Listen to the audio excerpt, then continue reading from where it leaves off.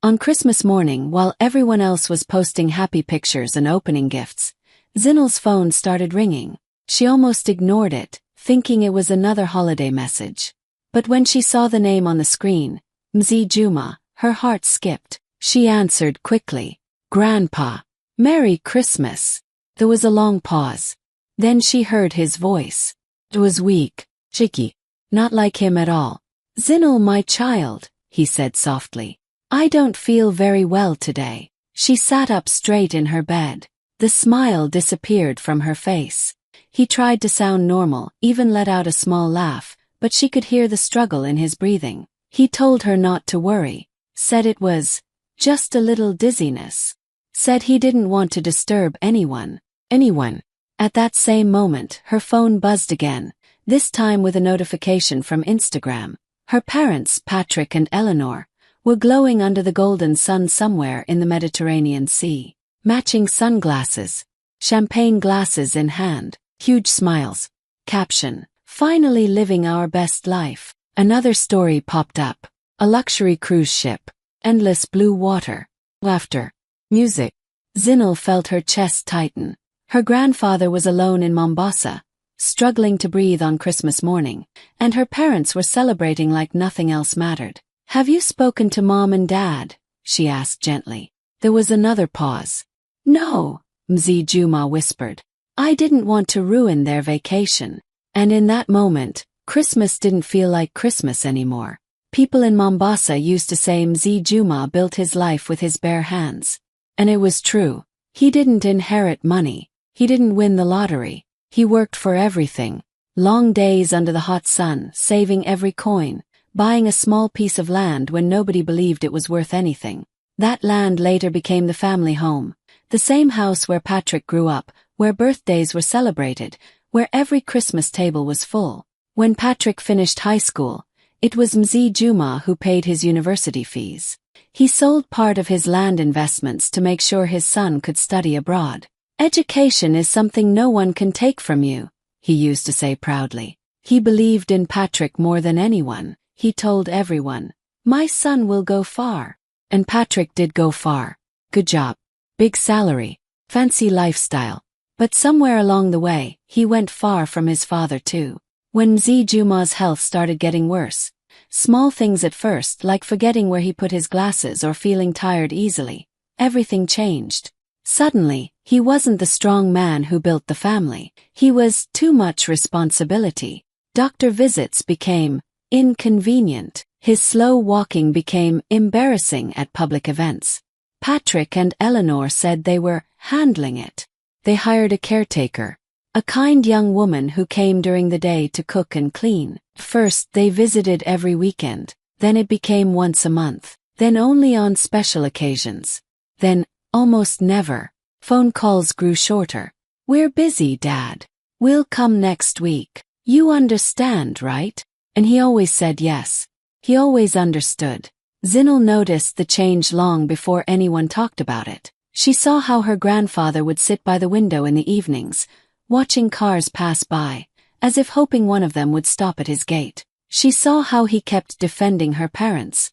"They work hard," he would say softly. "Life is expensive." But the truth was painful. The man who once carried the whole family on his shoulders was now being carried by strangers. The man who built their home from nothing was slowly becoming invisible inside it. What hurt the most wasn't the illness. It wasn't even the weakness in his body. It was the loneliness. He never complained, never blamed anyone. He still smiled when Patrick sent photos from business trips and luxury dinners. He would show Zinal the pictures and say, "Look how well your father is doing. I'm proud of him." But pride doesn't replace presence. And as his world grew smaller, from land deals and family gatherings to one quiet house and a caretaker's footsteps, one thing became painfully clear. The man who gave everything to his family was slowly being forgotten by the very people he sacrificed for. Zinal didn't waste another minute after that phone call. She grabbed her keys, barely even changing out of her pajamas, and drove straight to Mombasa. The whole way there, her hands were shaking on the steering wheel. She kept replaying his weak voice in her head. "I don't feel very well today." It didn't sound small. It didn't sound normal. When she reached the house, something felt wrong immediately. The gate was closed, but the place looked still. Too still for Christmas morning. No music, no smell of food, no laughter from neighbors coming over to greet him like they used to. She unlocked the door with the spare key he once gave her, just in case. The door creaked open. Silence. The Christmas decorations were still hanging, but not new ones. The same dusty garland from last year was still wrapped around the staircase. A small plastic tree stood in the corner, slightly tilted. One of the lights blinked weakly, like it was tired too. There were no wrapped gifts under it, no fresh flowers, no food on the table. The dining room was empty except for a single glass of water. "Grandpa," she called out softly. No answer. Her heart started racing. She walked quickly toward the living room, and that's when she saw him.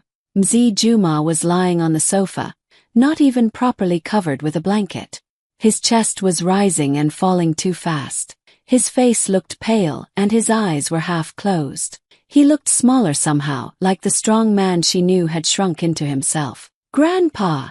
She rushed to his side, kneeling next to him. His hand felt cold when she held it. He slowly opened his eyes when he heard her voice. For a second he looked confused. Then he smiled, a weak, tired smile. "Zinel, you came." Tears filled her eyes. "Of course I came. Why didn't you call earlier? Why are you alone?" He tried to sit up but couldn't. She helped him gently. His breathing sounded heavy, painful. "I didn't want to ruin their vacation," he whispered. That broke her. Even now, even like this, he was still thinking about them, protecting their happiness while he lay there alone on Christmas morning. Zinel looked around the quiet house, the old decorations, the empty kitchen, the silence that felt louder than any noise, and realized something she would never forget. Her grandfather hadn't just been sick. He had been alone. Zinel didn't think twice. Her hands were shaking, but her voice was firm when she called emergency services. She gave them the address, explained his breathing, his weakness, how long he had been alone. Every second felt heavy. She kept looking at him, afraid his eyes would close again. "Stay with me, Grandpa," she whispered, holding his hand tightly. "Help is coming. I'm right here." The ambulance felt like it took forever, even though it probably didn't. When the paramedics arrived, everything started moving fast. Questions. Oxygen mask. Blood pressure checks. The sound of the stretcher wheels rolling across the floor. Zinel followed closely behind, refusing to let go of his hand until they gently moved her aside. The ride to the hospital was a blur of sirens and flashing lights. She sat next to him inside the ambulance, watching the machine track his heartbeat. Sounded too loud in the small space. Too fragile. At the hospital, doctors and nurses rushed him into the emergency room. Zinel was left standing in the hallway, her hands cold, her heart pounding. Christmas decorations hung from the hospital ceiling, red ribbons and paper snowflakes, but they felt so out of place.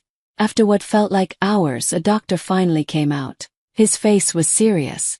"He waited too long," the doctor said gently. "His condition is serious. We're doing everything we can, but he should have come in earlier." The words hit her hard. He waited too long. Because he didn't want to disturb anyone.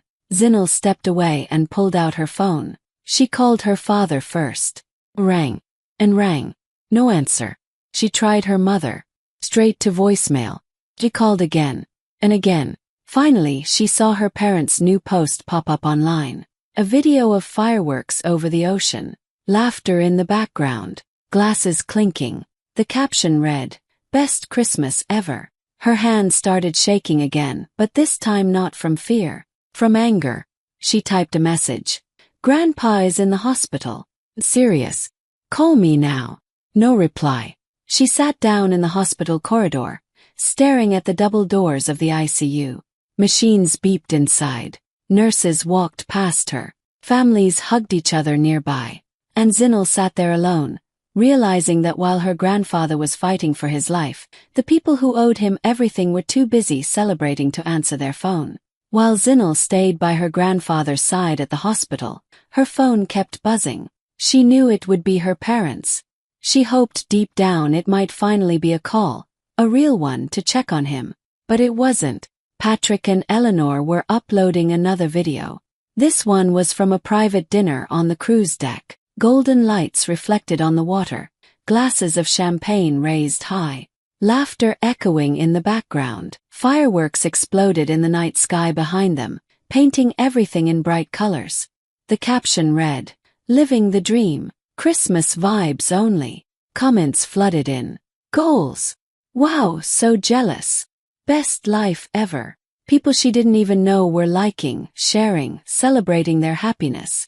Zinel stared at the screen. Her throat tightened. Her fingers hovered over the phone, but she couldn't bring herself to scroll further. She watched silently, imagining her grandfather lying weak and alone just a few hundred kilometers away, while her parents smiled for cameras and followers. Every pop of the fireworks in the video felt like a punch in her chest. Every laugh, every cheer, reminded her of the silence in his house. She pictured his pale face, the shallow breaths, the sofa where he had tried to rest, and the words he whispered. "I didn't want to ruin their vacation." Her heart ached, and anger simmered beneath the pain. She wanted to scream, to make them see, to pull them out of their golden bubble and force them to face reality. But she didn't. She couldn't. Not here.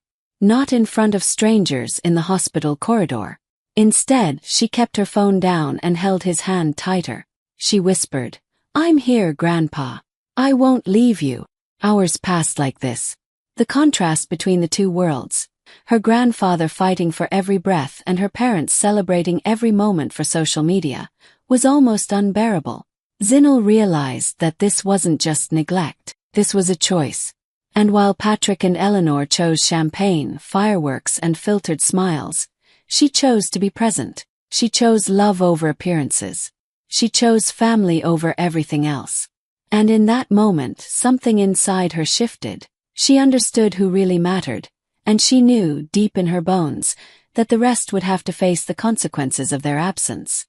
Hours had passed in the hospital, and Zinel hadn't left her grandfather's side. She watched him rest, his breathing still shaky, his hand fragile in hers. The room smelled faintly of antiseptic and medicine, but she barely noticed. All she could think about was him, the man who had given so much and had been left so alone.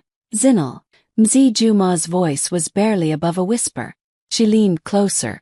"Can you bring me my briefcase?" Her heart skipped. The briefcase he always kept locked by his bed. He rarely touched it, except for papers that seemed important, old documents and letters she never got to see. She nodded and went to get it from the small cabinet. He reached out with surprising strength and opened it himself. Inside, carefully placed among folders, was a single envelope marked in neat handwriting. "Will, December 2025. Zinel's hands trembled as she opened it. Her eyes scanned the pages. Her grandfather had updated everything. The family home, the land, the investments, the business shares. All carefully written, all legal. She froze when she read the names. Patrick and Eleanor were barely mentioned. Only a small donation, nothing more. And then there was her name, Zinel, written clearly, leaving her everything. The weight of it hit her like a wave. She had always known he loved her, but this was a declaration. A statement of who really mattered to him. She looked up at him, tears stinging her eyes. "Grandpa. I had no idea you'd done this." He smiled, faint but knowing. "I know," he whispered, his eyes, tired but clear, locked on hers. "I know who stayed. I know who cares. And I know who never will." Zinel squeezed his hand, feeling a mix of grief and awe. He had prepared for this. Even if the world around him had forgotten him, he had taken control, even in his weakness, and had made sure that love and loyalty mattered more than appearances or money. For the first time since morning, she felt a spark of hope amid the fear. Her grandfather, despite everything, had left a legacy, a lesson, a final act of love. And she understood that it was up to her now to honor it, to carry it forward, and to make sure that no one else who truly cared would ever be overlooked. "I'll make sure of it, Grandpa," she whispered. "I promise." He nodded slightly, closing his eyes, a peaceful calm settling over him for the first time all day. Zinel's hands were still shaking as she dialed her parents' number. She didn't wait for rings to calm down. She needed them to understand, needed them to see the truth before it was too late. Dad. Mom, it's serious, she said the moment Patrick answered. Her voice was firm but trembling. Grandpa, he's very sick. He's in the hospital. I'm here with him. There was a pause. Then Patrick's voice came, sharp and annoyed. Zinel, it's Christmas. We're busy. We can't just. No, she interrupted, her voice rising. You need to hear me. He's really struggling. This isn't something we can wait on. He might not make it if we keep waiting. Eleanor muttered something in the background. Patrick sighed. Zinel, calm down. It's probably not that bad. I'm serious. Zinel shouted, trying to keep her tears from spilling over. He's weak. He can barely breathe. He's been alone all morning, and you're still on your cruise posting videos. There was silence on the line for a moment, but it was only the angry, defensive kind. Patrick's voice softened slightly, but still sounded irritated. All right, we'll. Zinel took a deep breath and lowered her voice, calm but deadly serious. Dad, there's something else. Grandpa updated his will. He's left everything to me. Everything. You and Mom. Almost nothing. Just a small charity donation in your names. Her words hung in the air. Silence stretched for a long, heavy moment.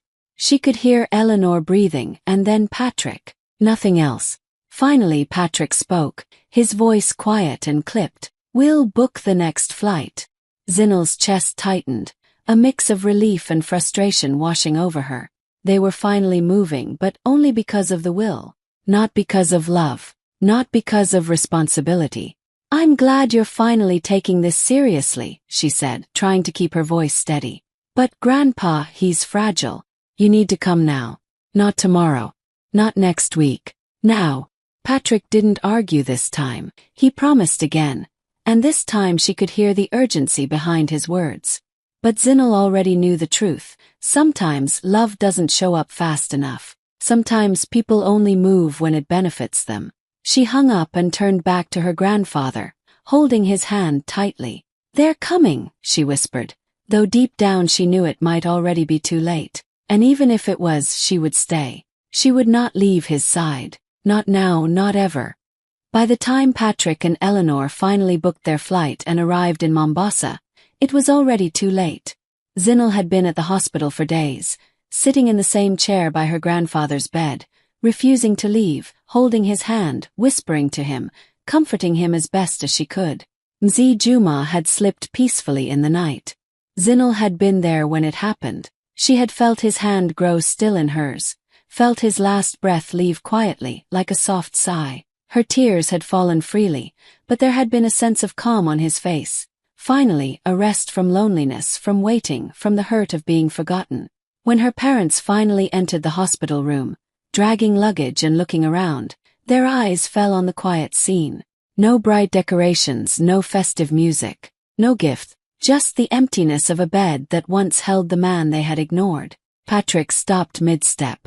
Eleanor's hand flew to her mouth. Both of them froze, staring at the peaceful face of the man they had abandoned. The guilt was immediate, heavy, impossible to ignore. There were no checks, no inheritance, no shiny photos to post online. Just the reality they had refused to face for weeks. The father they loved only when it suited them had passed, and they hadn't been there. Zinel looked at them quietly, her hand still resting on the empty space beside her where Mzee Juma had lain. She said nothing at first. She didn't have to. The silence spoke louder than any words could. They saw the truth in her eyes. Grief, love, loyalty, and the bitter sting of abandonment. Her parents tried to speak, but nothing came out that could undo the months of neglect. The hospital room felt smaller, heavier. Their presence did not bring comfort. It only highlighted the absence of what they had missed. Zinel let them stand there. She didn't rush them, didn't comfort them. She had already done everything for the man who mattered. She had been there. She had held his hand. She had been the family he could count on. And in that moment she understood something important. Mzee Juma had left a legacy far beyond wealth. He had taught her what it meant to love without conditions, to be present when it mattered, and to honor the people who truly deserved it. Her parents may have arrived too late, But Zinel had already kept his final wish alive, by staying, by loving, and by being the family he needed. A few days after Mzi Juma's peaceful passing, Zinel found herself sitting in the lawyer's office. The air was heavy with the smell of polished wood and leather-bound files, but she barely noticed. All she could feel was the weight of what was about to be revealed, the truth her grandfather had left behind in black and white. Patrick and Eleanor were there too, their faces pale, stiff with discomfort. They avoided her eyes, shifting uneasily in the chairs, probably realizing that the world they had imagined for themselves, the inheritance, the wealth, the control, might no longer exist. The lawyer, an older woman with calm eyes, cleared her throat. "We are here to read the last will and testament of Mzi Juma," she began. Her voice was steady, precise, leaving no room for interruption or misinterpretation. Zinel felt her hands tighten in her lap. She had seen the will at the hospital, but hearing it read aloud made it real. Every word carried weight, every phrase like a hammer striking truth into the room. "The family home in Mombasa, the land investments, and the business shares shall be left entirely to Zinel Juma," the lawyer said. Zinel's heart thumped in her chest, but she remained calm, letting the reality settle in. Patrick's jaw tightened. Eleanor's hand shook slightly. They had expected something different, something bigger for themselves. But there was nothing. Only a small note followed. "A charitable donation in the amount of $10,000 is left in the names of Patrick and Eleanor Juma, in memory of forgotten responsibility." The words hung in the room like smoke. Patrick's face went pale. Eleanor's lips parted, but no sound came out. They looked at each other, then at Zinel, and for the first time she saw it, the recognition of what their father had always known, what she had learned over these days. Love and loyalty mattered more than wealth, presence mattered more than appearances. Zinel didn't gloat. She didn't smile. She just breathed deeply, feeling a mix of grief and relief. Her grandfather had trusted her with his legacy, not just his wealth, but his values, his lessons, his love. And as Patrick and Eleanor sat in stunned silence, Zinel realized something powerful. The inheritance they had wanted so badly was nothing compared to the life she could build with purpose, with honor, and with the lessons her grandfather had left her. She stood up, straightened her shoulders, and whispered quietly, almost to herself, "You chose absence. I choose responsibility, choose love, and that will never fade." The room was still, but in that quiet, Zinel felt the weight of her grandfather's trust settle firmly on her shoulders, a responsibility she was ready to carry. Months passed, and Zinel poured herself into bringing her grandfather's vision to life. The old family home in Mombasa, once quiet and lonely, was transformed. Walls were painted warm colors, the garden was filled with flowers, and rooms that had been empty for years now hummed with life. She called it the Mzi Juma Senior Care Foundation, a place where no elder would ever spend the holidays alone. She hired kind staff, made sure the kitchens were stocked with fresh food, and decorated the halls with lights and ornaments for every occasion.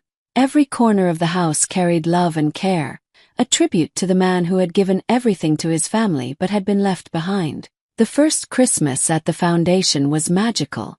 Elderly guests arrived, some with canes, some with stories that spanned decades. The air was filled with laughter, songs, and the smell of warm meals cooking in the kitchen. Zinel moved through the rooms, helping serve plates, listening to memories, holding hands and sharing smiles. She realized that in this house, she was carrying her grandfather's true legacy, compassion, presence, and family above all else. She looked around and saw joy where there had once been silence. Guests sang carols together. Lights twinkled over tables full of food. The garden glowed with lanterns, and the old sofa where Mzi Juma had rested that lonely Christmas now held happy faces instead of emptiness. Zinel paused by the window, thinking of her parents on that cruise, far away, enjoying luxury while missing what truly mattered. She shook her head slightly, smiling softly. "They chose a cruise over family," she whispered to herself. "I chose family over everything, and that changed everything." In that moment, she felt her grandfather's presence in every laugh, every meal, every light. His lesson had been clear. Love, care, and loyalty are the real inheritance. And through her, his heart continued to guide and protect those who needed it most.